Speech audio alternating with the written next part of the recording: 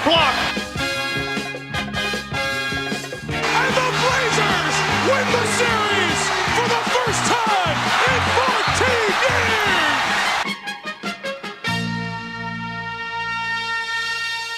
What's up, guys? Welcome back to the Rip City Rundown podcast. It is episode 50, a milestone episode, an episode that's kind of just a indictment on how far we've come, because tons of announcements have been coming out. If you don't already know, if you haven't followed our Instagram or Twitter, we are having a big step in our brand coming in October.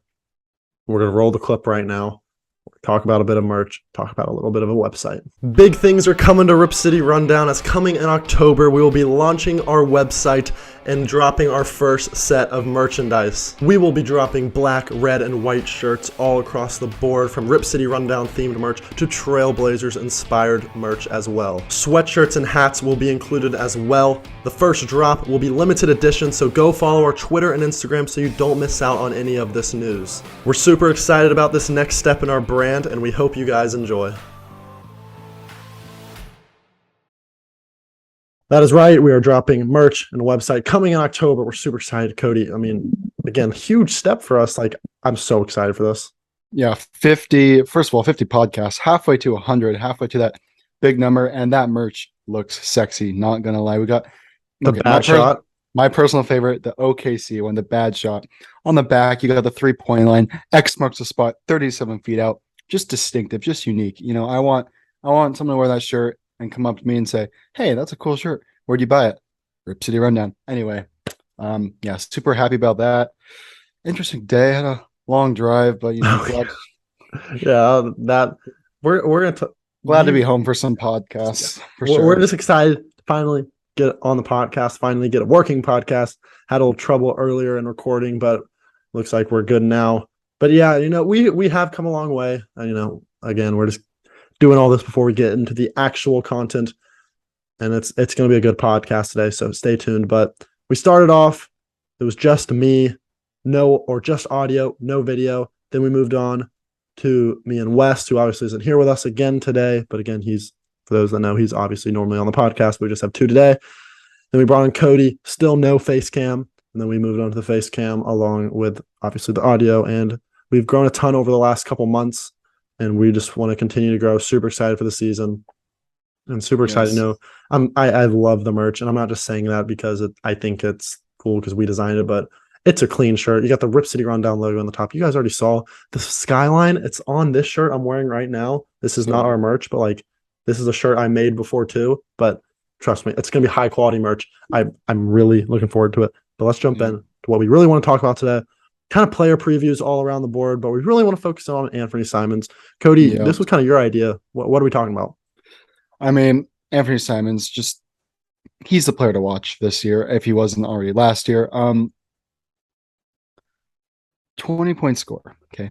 We go from a potential MIP. Okay. MIP. And I want to compare Anfernee Simons to CJ McCollum, because Blazer fans, maybe like 5 years ago, if you remember, this was the 2016 playoffs. You saw CJ McCollum in the playoffs. That's when he, you know, erupted and turned from a 6-point bench player to a 20-point starter. And, you know, I'm having deja vu. Not gonna lie. And I hope you guys are too, because Anfernee Simons is the future for our team. Like, if Dame were to retire tomorrow, like, we'd still be not in the worst shape in the world because we have Anfernee Simons. So yeah, I just wanted to point that out, how he kind of follows a similar, I guess, career path as CJ McCollum. Averaged 20 points last year. Super excited. I want to agree with you there, because CJ McCollum's career kind of went, you know, first couple years or first two, I think it was 2 years, really not playing at all. Maybe a couple spark minutes here and there, garbage time minutes. And then obviously he got that playoff series where he kind of didn't quite break out, but like he broke out. You could tell he was going to be a good player. And then the following season, he went off. He won most improved player. Anfernee Simons, similar, like you said. First couple seasons, spark minutes here or there. A little more playing time than CJ, but not a ton. And then he has his 20, 30 game stretch where he looks like the real deal. And I compare that to CJ's playoff performance. Obviously different stakes, different amount of games, But I look at Anfernee Simons to have that CJ McCollum type season next year, if not even better. And that's why the title of this video is Anfernee Simons will be an all-star next year. No. And I know that's a hot take. Okay. And while that might not be the most likely thing to happen, and while it probably won't happen, he is going to put up numbers, in my opinion, that could warrant him an all-star spot if he got the respect he deserves. For just a reminder for all of you viewers and listeners out there, Yeah. all-star, so 12 spots from the East and West, 24 total. 2 from each our guards, or 4 from each our guards, I should say. And the voting when it comes to all-star, it's just Anfernee Simons is kind of not in the best position initially to win an all-star because it's 50% fan votes. Okay, NBA fans, they don't know who Anfernee Simons is as well as Jordan Poole, for example. Like if Jordan Poole were to have a worse season than Anfernee Simons next season, I still think Jordan Poole will get the nod over Anfernee Simons just because, all the Warriors games are, on ESPN, TNT, everyone watches the Warriors. Everyone knows who Jordan Poole is, not Anfernee Simons. He's not, winning that popular vote. And then 25% of the all-star vote is player. And then the remaining 25% is media. But it just shows how it is kind of just a popularity competition. And obviously just most NBA fans in general don't, view the Blazers just as much as like the Lakers. You know what I mean? Yeah. We saw that exactly. Klay Thompson didn't play a game in the first half of the season and was 6th in all-star voting for guards. Kyrie Irving, he didn't play last year either the first half of the season. We don't even want to get into Kyrie. We made a video on that, him and Dame, but he sat out because he didn't want to get the vaccine. That's exactly why. Yeah. And he was in the all-star voting. Carmelo Anthony, who is trash now. He is not good. We saw him in Portland, and just because he's on the Lakers and his name is Carmelo Anthony, he was in the top 10 in forwards last year. So I think the all-star voting, while yes, normally the best players do end up getting in, we see scenarios where players that aren't deserving get in. For example, Andrew Wiggins, he probably should not have been an all-star last year, especially not an all-star starter. So that just goes to show how skewed the voting is. But when we say Anfernee Simons will be an all-star, I don't think we actually think he will actually suit up for the game, but he is going to be an all-star caliber player, similar to a CJ McCollum. Would you give Anfernee Simons odds of winning the All-Star at the moment? Yeah, like out of 100% means he's going to it's so hard. There's so many factors, but throw out a number. 10%. 10%. Okay, I'll go a little higher. Yeah. I'll give him 20. I'll give him 25. 25? That's high. He has to put up some astronomical numbers to beat some of these guards. He has to be a top 5 guard in the West. That's the reality. Yeah. Yeah, and when you look at the West, obviously Donovan Mitchell got traded, so that takes an all-star out, but you got Steph Curry. You've got Damian Lillard. You've got Luka. You've got Devin Booker. Chris Paul. Ja. I was not even going to mention Ja. CJ. Did you mention Dame? I mentioned Dame. How's New Orleans in the West? Don't know. Anyway. Oh, makes no sense. Well, that's another story for another day. But CJ could seriously make an all-star game. And Anthony Edwards. Jamal Murray. There's a lot of talent in the West. That's from team's perspective to player perspective. The West is a really hard, and the NBA in general. There's just a ton of talent now in the NBA. At the All-Star games, there's going to be a lot of All-Star quality players that don't actually make the All-Star game. And while Anfernee Simons next year exactly might not be an All-Star and might not have the exact numbers to do it, he's capable of it. And I think for sure in his career, he'll be an All-Star. But I think he could very well average 23 points next year and 5 assists on really, really good shooting. He said in his interview with the Jack Ramsey's podcast, which is another Blazer podcast out there, that he's trying to be a 50-40-90 guy. He wants to shoot 40% from 3, 50% from the field, 90% from the line. It's a hard thing to do. Not many players do that, but I think Simons is actually capable of it. He shot over 40% from the field last year, or from 3 last year, shot like 88 from the free throw line, so he can get that up. The hardest thing is getting that 50% from the field, but I think he was like 46. Like, he's capable. And he was doing this all at the number 1. He was the number 1. Exactly. You have now getting guarded. Dame with you. If you're 50-40-90 and you're putting up over 20, I don't care who you are. Like, that's all-star worthy. And that's really hard to do. But Simons is capable of it. If Dame's getting double teamed, he's going to have, more open looks. Shooting numbers might go up. But pressure will also be on. Pressure will also be on. New contract. You got to play up to your expectations. And look at us. We're setting the bar pretty high for him here, saying he's going to be an all-star. But But yeah, we obviously hope I think he's good there. another thing for that pressure is Simons hasn't, obviously, he had no pressure at all last year because we had no expectations of winning. That's going to be more pressure trying to go for wins and actually playing for a team that's going to want to make the playoffs. Now everyone knows you're that good. So even though you have Dame, you have more of a reputation. You're now going to get the second best defender instead of, say, I don't know who it would be, Jeremy Grant maybe. Like you could get a wing on you, a bigger man. So expectations are higher, but I think that's for the right reasons. He was one of the best catch and shoot 3-point shooters last year. He's going to get a lot of that this year. I expect 20 plus a game. He's going to be the new CJ McCollum, just more efficient. He doesn't need the ball in his hands like CJ. I love CJ, I really do, but like Simons definitely has more potential than him, and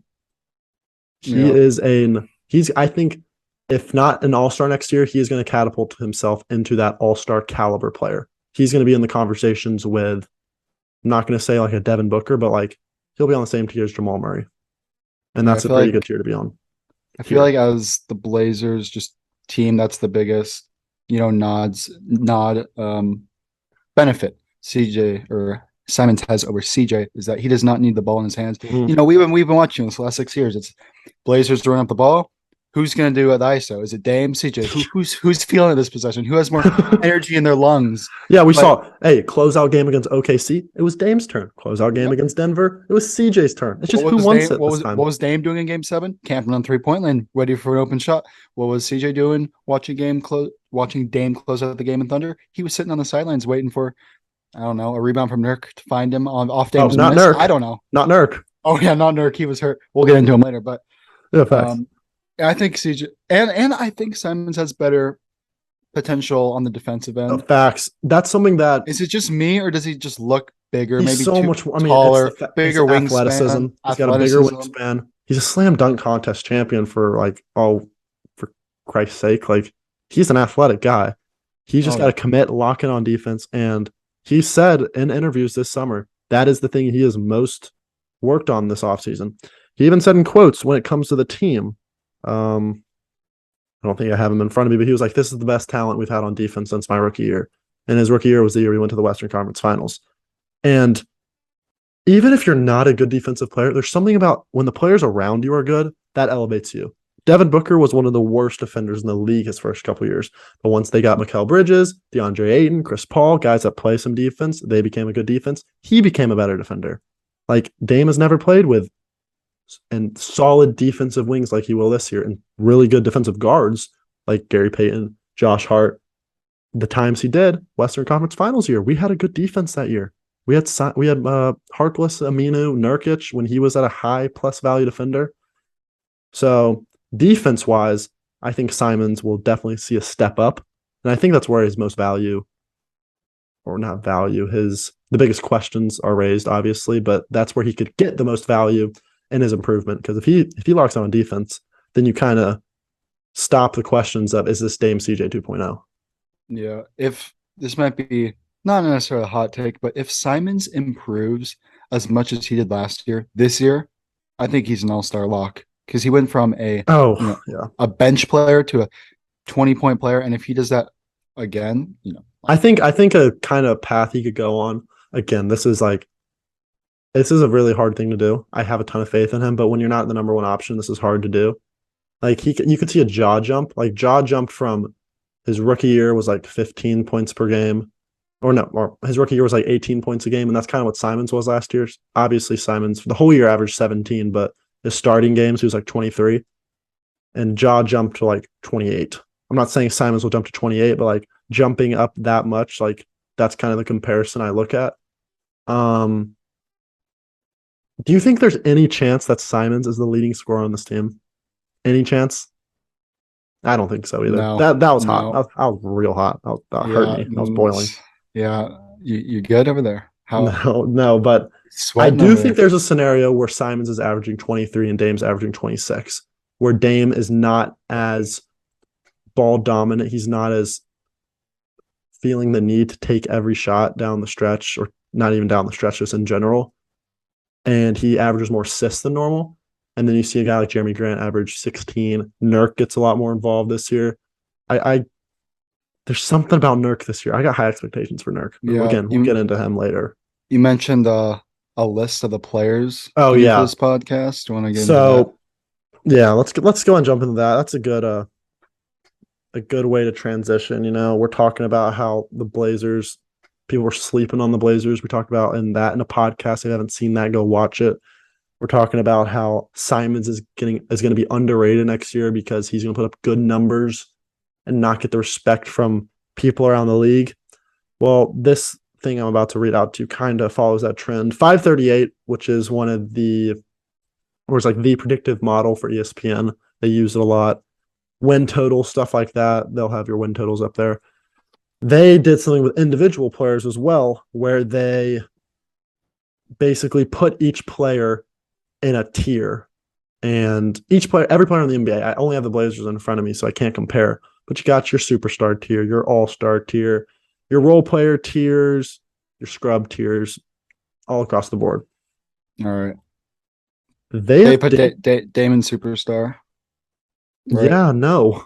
That's Damian Lillard is in the borderline all-star tier. Borderline all-star tier. Stop. You're capping, right? No.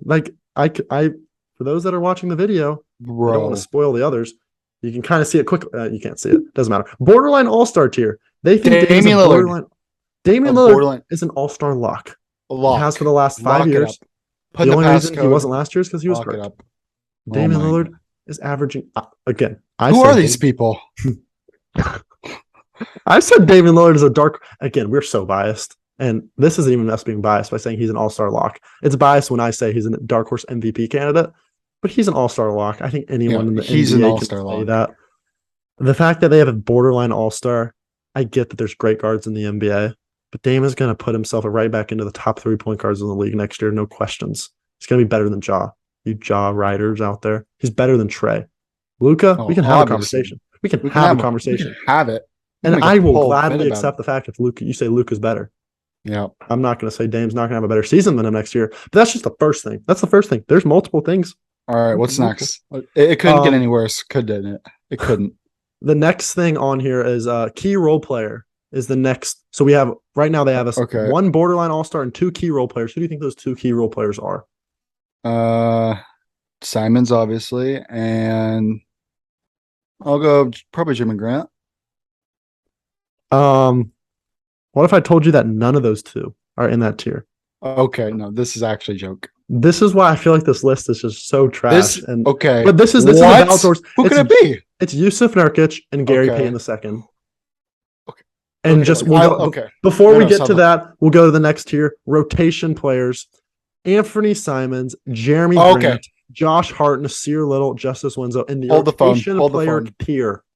Hold the phone. Rotation. Anfernee Simons, rotation player, is the biggest scam I have ever heard. This guy was a 5-point off the bench to a 20-point score. He's going to start for a team. He's going to be in the candidates for an all-star, and he is a rotational player behind Gary freaking Payton. Whoever wrote this, obviously, is just, I don't know, they just sit on their couch after work every day and like, oh, let's turn on some ESPN. Oh, who's on? It's the Golden State Warriors. Oh, Gary Payton. Oh, he's pretty good. I'm gonna rank him. I'm gonna rank him above Anfernee Simons. And hey, that is a joke. We're not even saying Gary Payton's a bad player. If you want to put him in that tier, fine. God, no, but Anfernee Simons is in the higher tier, guys. Come on. No, guys, I get this. Come on. I love Gary Payton. He probably is. What category is he? Key role player? You said he's a key role player. I think. Yeah, he is. I actually would. But so is Jeremy Grant. But Anfernee Simons is better than a key role player. But the fact that you're putting Anfernee Simons below that is just astronomical. Question. What's worse, the borderline all-star for Dame or rotation player for Simons? Rotation player for Simons. 100%. I mean, because in a way, no, I can't. Dame's obviously an all-star, but in a way I can see just because he shot bad last year, he got hurt, he's getting older. Yeah. Like I, from a tiny perspective, I understand, but still, no, he's an all-star, obviously. But putting Simons in rotation, they have their head in their ass. Like, who wrote this, dude? Oh man. Okay, but no, I will say something about Nurk. I think that's a great tier for him to put him in key role player because we saw us perform without Nurk. Go back to the 2021 Nugget series. Nurk's in. He had the highest plus minus that series, even though Dame carried. Nurk had the highest plus minus. He's the anchor of our team. He's the most impactful player. He fouls out. What happens? We saw it. Yeah. Mellow guards. One of the worst teams, one of the worst statistical teams of all time when Nurk was not on the floor, and one of the best statistical teams of all time when Nurk was on the floor that series. That's how impactful he was. You want to go back even more? Let's go to 2019. We have a great record. We're en route to be a 3 seed, 2 seed. No, I don't know. No, we could have been a 2 seed, I think.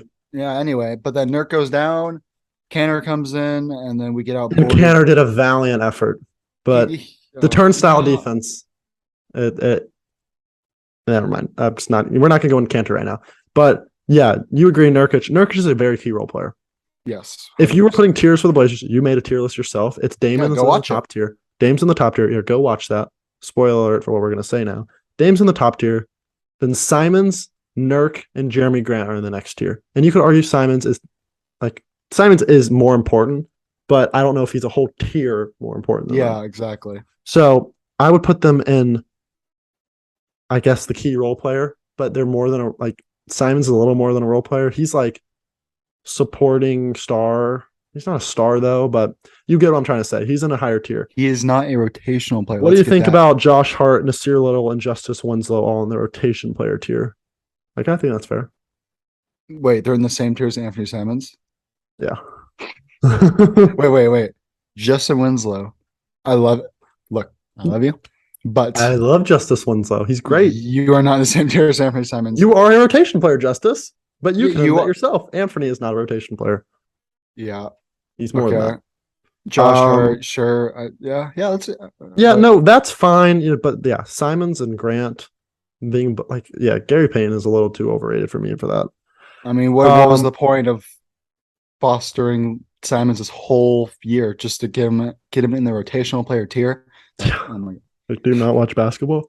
Do you not watch basketball? Right. We got Shayden Sharp and Jabari Walker. Shayden Sharp is in the good prospect. Jabari Walker is in the okay prospect. My only pushback is I think Jabari Walker at this point is a good prospect. You could argue he's going to actually get rotational minutes his rookie year. He's definitely the best second round player of the draft this year, probably, other than maybe a guy that went to the Mavericks. I saw a lot of, I don't remember his name, but he was a steal from the draft. Yeah. Yeah. I was gonna say.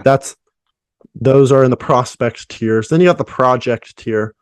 Trendon Watford's a project. Greg Brown III is a project, and Keon Johnson's a project. Okay, we got any pushback. Watford in the project. I feel like it's a little disrespectful to the Summer League MVP, who's getting solid minutes and putting in a lot of points last season. But whatever. You could say, I would say he's a rotation player at this point. Yeah, I would too, because he's a low rotation player, but he's gonna play. He's arguably our backup center in a way. No, not really. No, I think he arguably is. And then Eubank, or you haven't mentioned him yet, have you? No, because Eubanks is in the scrub tier. Oh, okay. Unfortunately, tier. But I mean, let's be honest, guys. The man's a scrub. He's not though. He did fine in his minutes too, but I guess when they say scrub, they just mean a guy that's into the bench. He's not actually a scrub, guys. He's in the NBA. Yeah, he would cook. He would cook every single one of you guys. Yep, not me though. Okay. Pascal. Yeah, for those of you who don't know, he plays like Pascal Siakam, who's an all-star. Yeah, we like to judge each other by what player are you? You're I forgot what player you are. I think I was. This is just for fun, when we play basketball. Yeah, I'm not. I think I was I play Jimmy Butler. Was that it? Yeah, it was. Or was it DeRozan? It was a mid-range guy. I don't know. But I like to do my spins. It's my only. Some are more accurate than others. This is actually accurate. Yeah, because I'm out of control. I like to do my spins. Anyway, you guys don't care about me. Yeah, he's literally a walking tornado, guys. But yeah, that's the 538 projections. It was kind of something I saw on the Blazer Reddit, and I thought it was really interesting, just because borderline all-star for Dame, laughable. Anfernee Simons, rotation player. Should I say it again? Laughable. Worse than that, I don't know a word, but at the moment, that's that person should be losing his job over that. Yeah, that's how bad it is. Are you really a sports writer? Or whatever? It's not even a person; it's a freaking AI system. So, who cares? I want to talk a little more about Nurk, because I mentioned earlier that I have a weird feeling about Nurk, and I got some weird expectations for him. I actually am like, you're obviously of the three guys on the pod, you're the most pro Nurk, I would say. Okay. I'm not saying I'm against Nurk. I think there have been times when I've been against Nurk, but I may not be as high as Nurk on others. But there's something about him this year that I'm excited for. Watching him in Eurobasket. If you guys don't know, Nurk is just playing for Bosnia right now. You saw the highlight of the dunk, right? Oh yeah, on Rudy Gobert, that was beautiful. Yeah. And let's be honest. Okay, so Is he let's doing talk that in about the this. NBA? No, and you know why? Because this guy, I don't know, French guy, whatever country he's playing against, Nurk pumps for a three. This guy goes flying in the air. Buddy, I know he's in the NBA, but you not need to contest a Nurk three. Okay. Know this. Yeah, he And had a wide open lane, but then he still stuffed it on Gobert, who's just, yeah. let's be honest, Gobert is just laughable out there when he's a number one option. He's awful. But back to Nurk. There's something about it. He just looks, I think, one more thing about the dunk. Kind of a scary fall there at the end. He kind of it's kind of scaring me, panicking with those legs, but yeah. Because that fall against the Nets in 2018 was nowhere, or 2019 was. Okay. How did he get hurt off that fall? It was double overtime. He's going for a second rebound, just leans back a little bit, fine landing, didn't step on anyone, just crack. Those are injuries can happen. Injuries can happen on any play, which is another storyline for the Blazers that does not need to happen. When I know we're harping on this injury a little too much, but were you watching live when that injury happened? I wasn't. I was on spring break in Cancun. I went to bed. Cancun? Cabo. No, I don't know. One of the two. They're all the same. All the white girls. I'm going to Cancun. I'm going to Cabo. Like, I don't care. Okay. Anyway. Cancun on 3. Did you see LeBron and AD there? I did see LeBron no. there. Sorry. That's 2021. Anyway. That was such a bad joke. That was so bad. Back to Nurk's injury. No, I was like the fourth quarter was starting. I went to bed. I fell asleep for like an hour. I woke up. I thought it was the morning. I checked my phone. It's really like 12 at night. I thought it's 8 in the morning or something. Check my phone. Oh, Blazers won. Yeah, we won. But did we win? No. Oh, did you when you saw the score, did you see the injury too, like right away? Yeah. Yeah, see, I'm different. I wasn't watching the game live too, because this is like 3 years ago, guys. I'm still working hard in my, I don't know, sophomore high school year. I gotta get to bed early. I got tests in the morning. This is a meaningless end of the regular season game that in reality isn't that important in the grand scheme of things. So I go to bed. I wake up in the morning, check to see if the Blazers won. They won. Let's go. I move on. I don't really go on my social media that much. And then an hour later, I'm just like scrolling through Instagram. Boom. I see Nurkic start, and I'm like, what? I didn't even realize that when I saw the score. So yeah, that was pretty sad. But that was devastating. Let's hope that never happens again. But back to Nurk. Again, I'm a little high on him coming in this year. I think we could see Nurk 2018 version again, 2019. And my reasoning for that is I think playing in this Eurobasket tournament is really, really good for him because he's going to be in game shape right when he comes to training camp. Because training camp is only like 3-4 weeks away. They're going to Santa Barbara. The whole team, they're going to have a little bonding experience down there in California. I hope they enjoy themselves. But he's going to be in game shape. And then also, I think this might give him a little more confidence. He's playing as the number one option. He's leading Bosnia on like a pretty impressive run right now. Like they weren't expected to make this tournament, and they did. He's dominating Gobert out there. He's got Luka on Sunday. I don't know when this podcast will be out, but he's playing Luka. If he gets that win, that'll be nice. But confidence is high. Just a new team. This is the first time Nurkic has been with the Blazers where it's not Dame CJ. And I know it's Dame Ant, but it's a little more Dame and then the rest of the team. It's a full team. So I don't know. And Nurk also got a new contract. He's not worrying about his contract. He's got a hefty extension. He's making more than his last contract. I'm high on Nurk this year. Yeah, I agree with you. Athletically, you can argue he's at his peak. He's 2 years past his injury, entering year 28 years old, which is, you could argue, prime age for a center. I also think he's going to be smarter. You get smarter every year, but Nurk has some questionable, not even like, how do I say this? He's a smart player, but like fouling out, Yeah, maybe no, stuff getting to his head. Like he's yeah, gonna he just makes some dumb overall, decisions sometimes. he's just gonna overall be a smarter player, athletic player. I agree with you. I think we're gonna see big things from Nurk this I season. also think Chauncey will work with him pretty well. I saw Yeah, like he you could tell he liked Chauncey a lot last year. And now that Chauncey truly has a full off season with an actual like a team, I'm high on Nurk. But that's my Nurk talk. yeah, I want to get quickly your thoughts on the not necessarily thoughts, but just reaction to the I guess that is thoughts about the Donovan Mitchell trade because that officially signals the Jazz are hitting the full rebuild. They're not going to be good next year. Blazers don't have to worry about the Jazz. We got a little Dame CJ 2.0 team in Cleveland now. I mean, what are your thoughts on that? yeah. Good thought. Just happy overall because you're taking one team from the West, making them the worst, and then making one team in the East, making them better. It's just good if you're a Blazers fan, making the West a little worse because it's already pretty stacked the West right now. Yeah. So the Jazz becoming a tanking team is good news for us. Good for Cleveland. They got like you said, Dame CJ 2.0. You'd like to think from a Blazer fan perspective, I'm like, their defense might be questionable. They got Darius Garland 6'1", Donovan Mitchell 6'2", lacking there on the sides for the guards. Yeah. But then you got to remember they actually have support. Like Yeah. Allen Mobley, two of Allen the and best interior defenders in the league. so that'll be interesting. They're an interesting, just built team, and for Utah, I think you got to be happy. Like obviously, you hate to see your team tank, but it was time to go for those two. Yeah. I mean, the And Gobert and they got like Mitchell 9 deal. picks from them for the two of them and the Yeah, young that's a players. great deal. The They got some duo good just deals. did not go well. And remember the stat we mentioned this probably like one podcast a long time ago. Like maybe this was last season. Gobert averaged one pass, not one assist a game, one pass to Donovan Mitchell a game. Pass. Like you heard that right? Right? Like it's just unbelievable That's absurd. that tangent even lasted that long in the first place.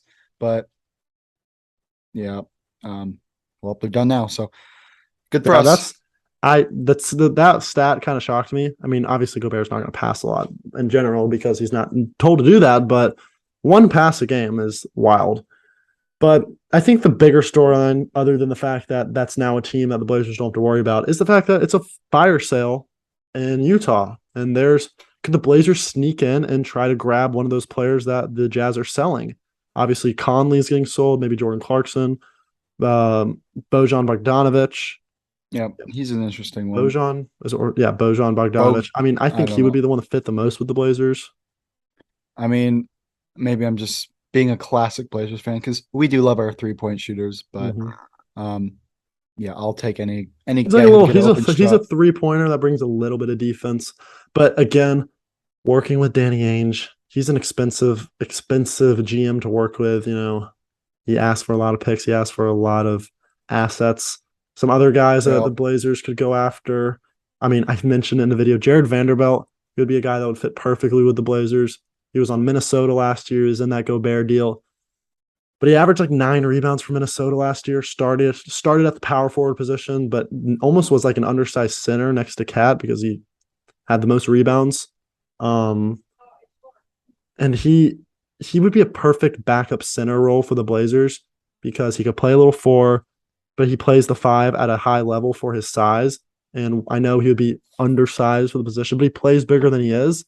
The issue is, I don't know if Danny Ainge is getting rid of him, and if he does, he's going to ask for a lot. So that's a steep price for the Blazers to ask for a player that isn't necessarily going to put them over the top, but just make them subtly better at one position. So yeah, that makes sense.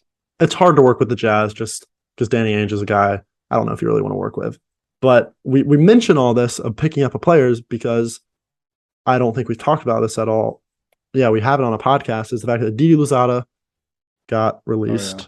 Shout out, or I don't know. Shout out. Good See you, luck. Didi. Yeah, Um, he might come what's back. Hopefully, we'll see you later. where? On another team. I don't know if he's going to make another team. I'd never heard of him before he came to the Blazers. I never saw him on an NBA floor or college floor. I don't know where he came from. But, played like 12 games with the Blazers last year, didn't do a thing. And then, summer league is when you have a chance to make a name for yourself. Like Keon Johnson had a great summer league. Didi Louzada, I think, put up a couple goose eggs. You can't do that in the summer league. You can't do that as a guard in the summer league. If you're doing that in the summer league, then yeah, you might just not be built for the NBA, unfortunately. But so we've seen players be out in and out of the G League for years and then come back to be really good. So yeah, you never know. But yeah, Didi's gone, so we have an open roster spot.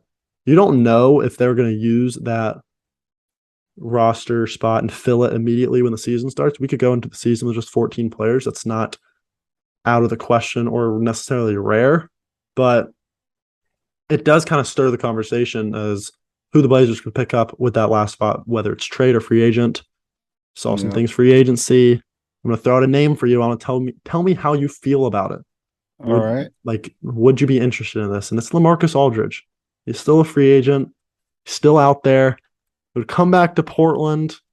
First time since 2015. Fans have different opinions on him. Some would welcome the idea of the homecoming. Some would not because he left on sour terms. So what would you feel about it?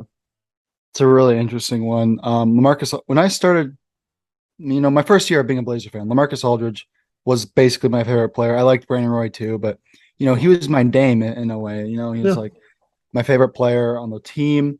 So I have a soft spot in my heart for him. But I don't know, looking at it in today's perspective, I actually don't think he would fit well with this team. And my reasoning is because, sure, he's a backup center, but he kind of needs the ball in his hands to succeed in a way. Like, it was agreed. You saw it for 6 years. We'd throw the ball in his high post, 22 feet out. He'd take the grossest, lowest percentage shot in the NBA, a fadeaway 23-footer. But it was butter every time. You could not get any worse of a shot than that. And sure, he mastered it. Sure, he was good at it, but he's not in his prime anymore. He doesn't hit that shot all the time. He's not in his prime anymore. And I feel like you still need more defense, in my opinion. You can't have enough defense, and bringing in another old veteran is just not what I want. Like, I saw Carmelo Anthony take 15. Yeah, I was gonna say a game. Like, I don't want another. Like, he's not as ball dominant as Melo in a way, but he's not as bad on defense as Cantor. But he has qualities of both. He needs the ball in his hands like Melo, and he doesn't play defense like Cantor. And how much have we stated over and over how much we really hated that backup center power forward duo? So I agree. Yeah. Basketball standpoint, wouldn't it be the best move? But I think from a storyline standpoint and homecoming standpoint, I would welcome Lamarcus back. I don't have hard feelings toward him. Are you one of the fans that has hard feelings toward him? Hard feelings? No. I mean, he carried our team for years. It's 8 years ago. It's unfortunate because he left at the worst. Like, we can't blame him. He didn't really play with any All-Star or Brandon Roy, sure. Okay, he played with Brandon Roy, and they did good actually. But but he never really got to really play with Brandon Roy for whatever a period of time. But injuries got in the way. He was loyal, and then it's just time to go. Like, I don't blame him. Like, you're not successful for that long. Time to move on. It's unfortunate that we in Portland kind of think every player stays for their career, but that's just not the case in the NBA. Yeah, like Dame and CJ, of course, they start doing good right when Lamarcus Aldridge leaves, which is unfortunate. But yeah, like I said, I have a soft spot in my heart for Lamarcus. If he came back on a vet min or something, I wouldn't be like, oh my God, darn it. I obviously root for him and, be happy about the situation, be glass half full about it, even though I don't really want him on my team in the back of my mind. But yeah, it is what it is. I kind of have the same feeling as you. One other backup center I would throw out there is Demarcus Cousins. He's still available. Thoughts on him? Some people don't like him. His attitude is a little fishy. I'm not. It's kind of a hot take, but I like Demarcus. I agree. I don't have an mentality. issue with his... Like he kind of, he's the guy that gets some flagrants, push some people around. I kind of like that. He really amps up your team, brings up the energy, and I feel like that's a thing money can't necessarily buy. It's, if you know what I mean. Like, money is for NBA players translates to skill, but Demarcus Cousins is skilled, but he's also going to bring the energy. And it kind of gives me a little Zach Collins, Myers Yeah, Leonard Zach vibes. Collins, but Like Zach yeah, Collins like when he was getting into it with the Warriors that one year. You remember yeah, that? like Was that the Zach. game you were at? Yeah, that was. Yeah. Yeah, Zach Collins and Myers Leonard. They weren't like great NBA players, but they really brought up the energy. And this might be a stupid take, but like I think they won us some games purely from just the energy they brought. Yeah. I mean, And Myers that's something Leonard. Demarcus Cousins can do. And he's also just a skilled backup center. Like we don't. Like I'd he rather have actually brings a little Demarcus. bit of defense. And he Yeah, proved he's still NBA like worthy with his stint with the Nuggets last year. yeah. Like I'd rather have Demarcus Cousins down there as a backup center than Drew Eubanks. That's just the brutal reality. It's just Yeah, I would agree. Um, but yeah, that 14th roster spot will be interesting. See if we do anything. I still think, I mean, Joe Cronin's got someone up his sleeve. He always does. I think we have one move left in us. Like he said, how many guards we have, and he doesn't necessarily want to have that many guards. So it's something we've harped on the last month. So we won't just continue to drill you guys with that point. But now that we do have an open roster spot, it's an interesting discussion. So I want to pivot away from like the Blazers specific content right now and kind of talk a bit about like our future of Rip City Rundown. We talked about it a little bit at the beginning. We showed you the video, but we are launching a website and we want to give you a little more details on just how the channel looks going forward. I'll start with like the YouTube channel. When it comes to the podcast, we're going to continue posting once a week. And when the season starts, yeah. When the season starts once a week, maybe a couple more throughout the offseason. We don't have really an offseason schedule, but we'll post once a week every Sunday. And at some point, we'll come up with an exact time we'll be posting so you guys know. Every Sunday, we'll be doing our weekly roundup, everything you need to know about the Blazers, just once a week. And then once we make the playoffs, we'll recap every game. So yeah, and even if we get to a point where the Blazers are doing good, and obviously if there's an emergency thing we have to talk about, we'll make a podcast in the middle of the week. But we will always have that Sunday podcast no matter what. Maybe more here and there if the Blazers are good, they're popping, whatever. We'll be posting our normal videos during the week, a couple a week. We just don't want to overload you guys with content because obviously we have our other content spots. But then we'll have our Instagram. That's where you'll get the most information when it comes to the Blazers, including the Twitter.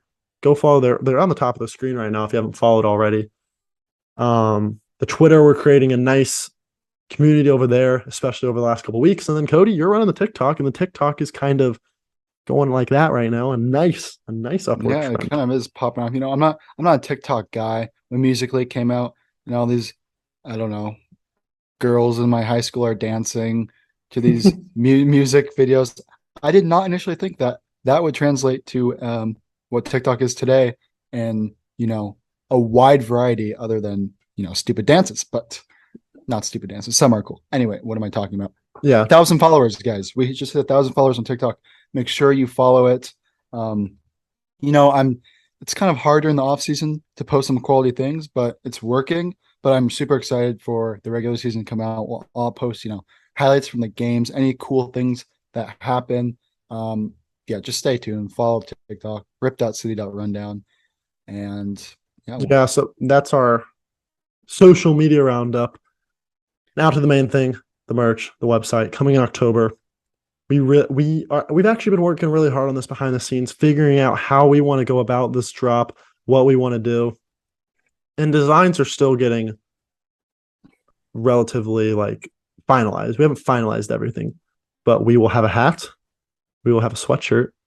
We will have multiple shirts, including the Bad Shot shirt, the Rip City Rundown shirts, and probably one more shirt similar to the Bad Shot. We want more ideas about what we could do, and stuff you would actually enjoy, because we don't want to just have Rip City Rundown content or merch, because maybe you would want just a Blazer shirt, and we want to get that out for you guys too.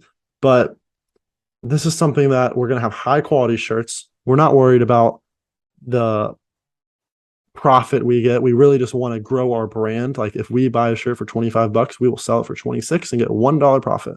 We're not going to be selling it for $24 because we're not going to lose money for this, because who would? But I think we'll be selling shirts somewhere in the $25 to $30 range, which is a solid price for a shirt. Any merch you go out there and see, they're selling it for $28 to $35. So we want to go a little below that. Sweatshirts, I don't know what the market for sweatshirts is. I got to do more research on that. But yeah, like this is a huge step for us, and I am very excited for when the drop officially comes. Yeah. Just thank you, everyone. Anyone that has viewed our videos, listen on podcasts, follow us on Instagram, like some TikToks. Just thank you, anyone who has ever done anything in regards to our channel. Just thank you. Yeah. And we'll move on to one last Blazer topic about just the standings, or do you have any final thoughts about our brand? Anything more about the brand? When it comes to the website, it'll just be like articles. We'll be posting articles. West is really diving deep into that. He's obviously not with us. I don't know if I've mentioned that already for this podcast. We'll have our merch section, obviously, but I do want to say this will be a limited merch drop. We want to stay limited on the designs for now. See the reaction from you guys and hope it's a great reaction. I hope we sell out. But again, more details for that will be coming in the future. And just follow the socials, obviously, for more information on that. But yeah, that's really all we have for the merch announcement section portion of the pod. But yeah, let's talk final thing. You said standings. Kind of see where the Blazers stack up. Yeah, I mean, we kind of touch on this every summer podcast, at least the last like 3. But just, now that the Jazz are out of the equation for being contenders, just where do you see the Portland Trailblazers in the standings? Not necessarily wins, just spot. Oh, did you lag or something? Did I lag? I don't know. Just happened. Oh, you lagged for just a bit, but I think we're fine. But yeah, where do we stack up in the standings is basically what you said. Yeah, you go first. I want to hear what you have to say. Okay, because the Jazz are out. So yeah, so I think there's 4 teams in the West that are for sure bottom feeders. That is the Spurs, Rockets, Thunder, and Jazz. So that leaves 11 more teams for 10 spots. You can go ahead and say the Warriors, the Clippers, the Nuggets. We'll throw Suns, Mavericks, Grizzlies are like. Will we throw Suns though? We'll just throw them and we'll throw them in there for now. All right. 6 that'll be most likely guaranteed like playoff or play-in spots. Then that leaves you, 6 and 4. That leaves you 5 more teams. Blazers included in that. Timberwolves, Pelicans, Lakers, and Mavericks. Yeah. Then you have the Kings. I think we can boot the Kings to the 11th spot. I think they'll be better than the 4 bottom feeder teams, but they're not going to be good enough to crack that top 10. I don't think they make the plan. So, and this is my hypothetical situation that puts the Blazers in the top 10. And I think they can finish anywhere from 3rd in the West, genuinely, if they're firing on all cylinders, from 3rd in the West to 10th in the West. If I had to put a realistic spot, I'll put them at 7. I think they finish as a 7 seed, maybe 8 seed. That's my prediction right now. Obviously, teams can get hurt, get better, get worse. Okay, 7, 8. So that's 7. I say 7 right now. I don't know who else is going around them because the West is so weird to predict right now, but 7 I feel like is a good spot. Yeah, that's the winning side of the plan. That would require us to only give us the advantage in the plan to move on to the playoffs. Oh my gosh, there's so many question marks with this team. With us West. I mean, I have no idea what the Kings are going to be like. I have no idea what the Lakers are going to be like. Like you go from winning the championship to 2 years later, and now you are out of the playoffs. Like that. That's not even, and you still have LeBron and AD. That's the crazy part. It's just how that is insane. And then, you could argue if they're firing on all cylinders, they are still championship contenders. Yeah, and then the T-Wolves, they're gonna probably be huge. The Pelicans surprised me. And they got Zion coming back. And that's without, it's so hard. Kawhi's coming back. It's so hard. I actually completely forgot about Kawhi. Yeah, it's hard because I feel like one of the bottom feeder teams is going to overperform, surprise everyone, be kind of like a sneaky, like what the Cavs did last year. Yeah, get in the play-in spot. But I also feel like 2 of, these maybe not top teams, like the Warriors are for sure going to the playoffs, but like maybe Mavericks injuries could happen to superstars. You never know. Last year it happened to be the Blazers, but teams are going to underperform. And yeah, that puts Portland for me, like my humble self, like 8 seed. I want to go higher. I want to be optimistic. But yeah, the completely being non-biased, I agree with you. 7 or 8 is pretty realistic. Yeah, and that would be a play-in spot, but give us that advantage, that home court. Yeah, and again, like being the 7-8 is not as bad as what it used to sound, because like it used to be, if you're the 8th seed, you're going against the greatest team of all time in the Warriors, or one of the greatest teams of all time, and it always felt like the 8th seed was always overmatched and never would win. But we saw this year the 8th seed Pelicans gave the Suns a run for their money in 6, and the Timberwolves arguably should have won the series against the Grizzlies at the 7th seed. And you look at the Eastern Conference side, the Hawks just made the Western or Eastern Conference Finals the year before, and then they were the 8th seed, and they talent-wise are not that far off from the Heat, who are the 1 seed. And then the Nets, obviously, is filled with talent. And even though they got swept, if you go back, that's a pretty good series on paper prior to it. So the NBA has much more parity. It's not as top-heavy. It's just there's a lot of really solid teams that have high expectations. There's not a ton of trash teams. There's actually I feel like it's either there's no teams in the league right now that I feel like are that just middle of the pack that have no desire to go win a championship. Like I think for the Blazers, that was them for a while when they always got the 8th seed. Like we never actually thought we could win the championship, but we weren't tanking. I feel like teams are either tanking or going for the championship. It's weird. Yeah, this is a weird approach to look at the NBA as a whole. But if you were to put the Blazers in the East, do you still put them at 7 or 8, or do you put us higher? I think the East. You got the Magic, the Pistons, the Pacers, the Wizards. I think the East is similarly stacked as the West, which I guess then puts the entire league as just stacked in general. But you got Milwaukee, Boston, Miami, Cleveland at this point, Philly. Yeah, I'm missing teams, but I would probably put the Blazers at 7 or 8 as well. All right, interesting. Just wanted to. But then again, the Blazers have never been the best team on paper. We've always seen Damian Lillard led teams overachieve the preseason expectations. So it wouldn't surprise me one bit if this team was a 5 seed. Yeah, Heck, it would surprise me if we were the 3 seed, but I wouldn't be shocked. Yeah, so, everyone just projects the Blazers to not make the playoffs every single year. And what do we do every single year other than last year when Dame got hurt? We make the playoffs. So everyone stays sleeping. It's the same crap every year, but it's annoying. But yeah, I don't know. Just hoping we can surprise some people next year. But there's a lot of question marks on this team, which makes me really excited. Like if everything clicks with this team, we could be in the top 3. Yeah, like this is the most I've been in tune with the Blazers offseason ever, because obviously I want to be in tune for this. I want to know what I'm talking about.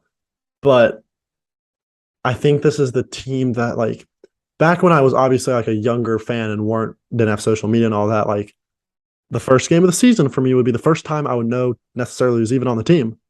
And stuff like that.